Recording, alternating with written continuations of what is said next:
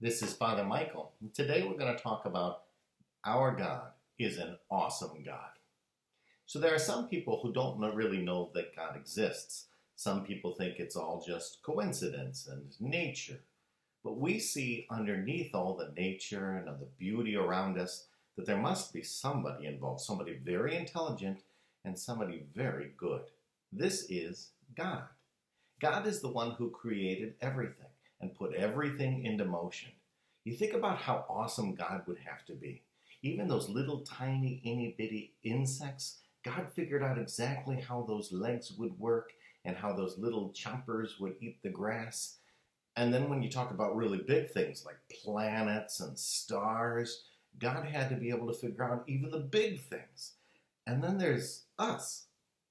Now, we are very complicated. I've got fingers, I've got skin, I've got muscles, I got bones, I got eyes, I have a brain, I got a mouth, all these different pieces and parts. And yet God figured out how they all worked together. When I look at nature and when I look at myself, I think God must be very, very smart. But the fact that God is smart isn't the most impressive part about God. What really makes God so awesome to me is that he loves me. You see, back in the old days, our ancient ancestors, they thought there were many different gods. They thought maybe there was a God in charge of the sun, and there was another God in charge of the ocean, and there was another God in charge of armies, and there was another God in charge of love. And we came to the realization that there is only one God. The same God takes care of all the different pieces and parts that makes up our existence. Not only planet Earth, but everything. And that this God one day spoke to a human being.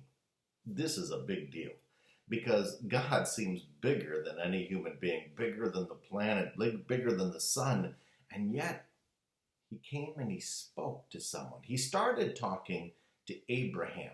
He was the first one that we're aware of that God started to talk to. But he didn't just show up and knock on his door. He spoke to him. And we wrote it down in a book called the Bible. And in that story, God said to Abraham, I am the one true God. And Abraham was like, seriously? There's only one God? He says, oh yes, and I'm in charge of everything. I made everything, and everything is good. But out of all the creatures, the lions, the mountains, the sharks, the trees, human beings are my very, very favorite. And it was only to the human beings that God ever spoke.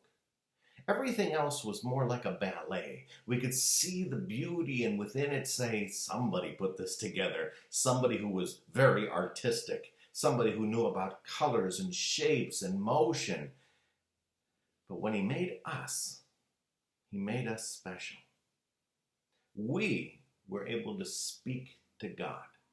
We call that prayer. There is no other creature that even thinks about God, let alone speaks to God. And because of that, God actually speaks to us too. Abraham heard a promise. Your descendants, meaning your children and your grandchildren and your great-grandchildren, your great-great-great-great-grandchildren, he says, your descendants will be more numerous than the stars of the night or the sands of the ocean. Have you ever tried to count how many little sands are on the beach? I mean, it would take you forever to count all that. And he said, that's how many descendants you're going to have. And Abraham said, wait a second, I don't even have any children. I don't even have one. And now I'm an old man and my wife is an old woman. And God says, that's not a problem for me because I am very smart. And I am very powerful, and I will give you a gift, a child. And he gave birth through his wife to a child. It was a real miracle, because once you get older, you don't usually have babies. Could you imagine like a great-grandma having babies? It doesn't happen. And yet, God is bigger than even the rules of nature, showing us that he is the God of the natural world, and he's able to speak and tells the truth to human beings. As Abraham learns about this, we call it revelation. Try to think of it as like if there's a veil. And now we're all kind of used to wearing masks. So imagine having a veil all the way over your face. You wouldn't know what I looked like. But what if for just a second I could peek around and then you could see my face? You know, the little babies, they love to play peekaboo. Peekaboo. It's like something was disappeared. Then all of a sudden I could see it again. And the babies laugh because they know it's love. When God reveals, it's like he's playing peekaboo with us. Most of the time he's invisible. Most of the time we don't see him. We just look at his artwork, his creation. But every now and then he speaks to us in a way we can understand. He plays peekaboo.